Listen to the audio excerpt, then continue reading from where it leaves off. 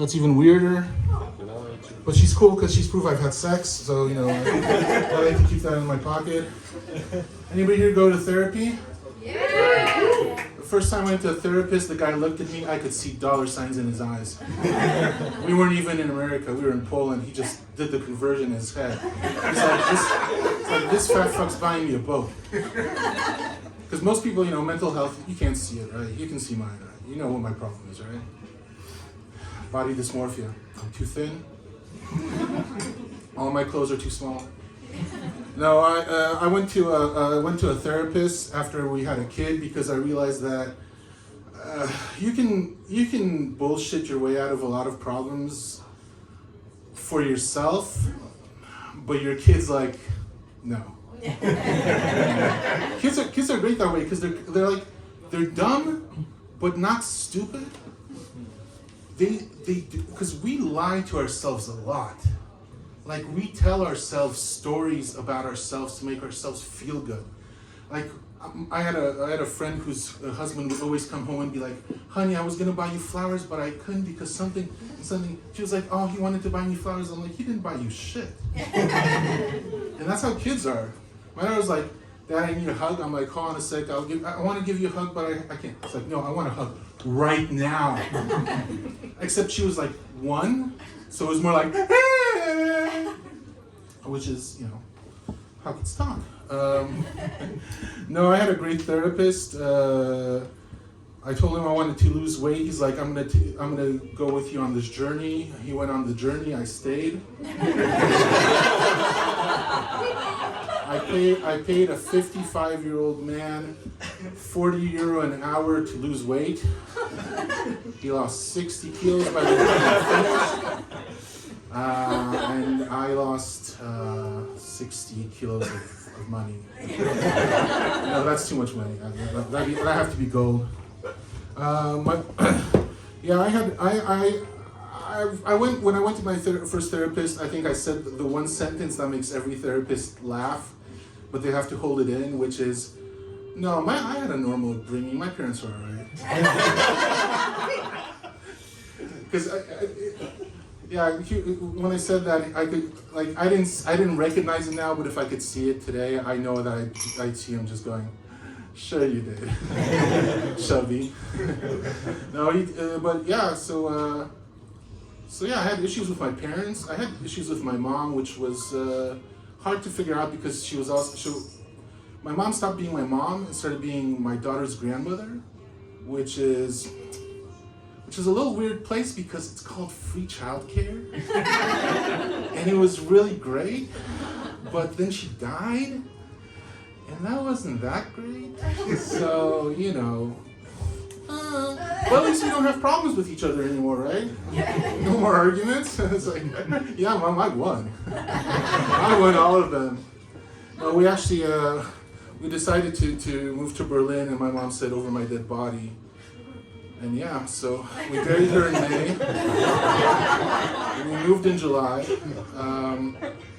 I gave a eulogy at her burial, at her funeral. It was really, I thought it was moving. And afterwards, people came up to me and they were like, "That was beautiful. That was so nice. You could have said this and this instead." I'm like, "Thank you on your notes, but I'm not doing this again." There's no rewrite. I only have the one mom. I'm too old to have 2 moms. Like, Poland wasn't that progressive back then, so no lesbian parents.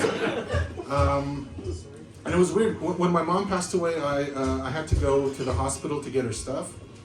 Because she died. Thankfully, she died in a hospital. One of my fears was that my mom would die at home, in the bathroom, and then I'd be trying to open the door, and her body would be blocking it, and I'd be like, "Come on, and move her body I can barely tie my shoes, So I'd be like, "No, but that didn't happen. That's a little dark." I'm trying to use humor to process my mom's death because. Nothing else seems to work. They tell you there's 5 stages of grief, but that's not really true. There's however many you want, or however many your mind forces you to go through. I didn't negotiate, but I got bored. And nobody told me that grief was so boring. Because it was like 9 months later, I'm sitting and I'm thinking about what we're going to do in the summer, and then I think, oh, I'm never going to spend another summer with my mom. Why? It was going so well. Yeah, I've noticed one thing about growing older, and that's all my drugs have become legal. Our pot is medicinal. Our speed is Ritalin. If we want to, we can get some nice painkillers. You know, if we want to party, you know, have a drink, not going back. You know, Xanax, OxyContin. It's, you know, you just need to know the right doctor. When I was a kid, it was like, you know, call your dealer, meetups. You know, stand there in the cold. Guy walks up. It's not, you know, it's bad weed. Now I get in a little bottle. It says 19.7% THC. It was grown in Germany, and it's like the strain is on the label. The pharmacist is like, "Do you need a vape?" I'm like, "What the fuck?" Yeah, but I'm also I'm in my mid-40s, which means I'm old enough to never be young again until I die. Because you guys know how that works, right? When you die at 70, everybody's like, "Oh, you're so young. He was so young. He passed away too early." No. My mom died when she was 71. My mom's never been young to me. She's always been old. I don't know if you guys have that with your parents. Like my mom, like it took me a while to realize that my mom was actually old. Like when she started using a walker. Because before that, she was just like mom age. And mom age is whatever you are plus old. My daughter is 6. She looks at my wife. My wife is 33. She's like, "Mom, you're old." I'm like, "Am I old? Dad, you are dead." I'm like, "That's great material, but shut up. I have feelings." No, I'm actually one of those people who never realized that he had problems with mental health until somebody told him that he did. And it turns out that like not leaving the house for 4 or 5 days at a time, not really normal. Or like not leaving the house after 5 p.m. because your anxiety levels go to a point where you're like, leaving the house now? It's like, you know, maybe let's do something a little easier, like root canal without Novocaine. Maybe you'll want to punch me in the face. All those things sound more fun than leaving the house after 5 p.m. But now I have the good meds. No, actually they're really shit. They make me grind my teeth. But yeah, but they actually allow me to leave the house in the afternoon. So, you know, better living through chemistry. And that's a real shame because in Poland, I'm from Poland, right? I may have mentioned this, I'm not sure. I've been talking for a long time. Poles don't really talk about mental health, which is messed up because it's a country that goes through a whole lot of trauma every 20 years and then just pretends it never happened.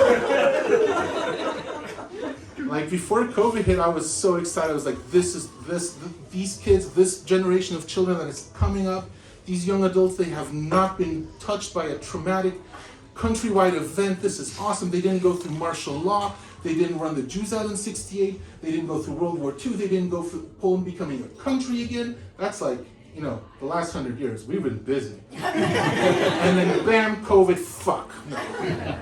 No, but like, because I look at kids these days and they're like, yeah, I have anxiety. I have depression. I'm like, I'm so proud of you. Oh, shut up. Stop talking about yourself so much. You have narcissism. That's what all of you have. I'm looking if I have any other jokes here. Not really. No, actually, it's. I think the best thing that ever happened to my mental health is getting married. I know you're all like, oh, but no, it's because my wife is an Eastern European woman, and Eastern European women know how to handle their shit, and they know that if something happens, like my wife knows that if something happens to me, her level of comfort in life is going to go way down. So she is like, your foot hurts, you're going to the doctor. Your something hurts, you're going to the doctor. You're coughing, You're going to a doctor. We're moving to Germany so you can go to a doctor and it's going to be cheaper. That's my time. Thank you.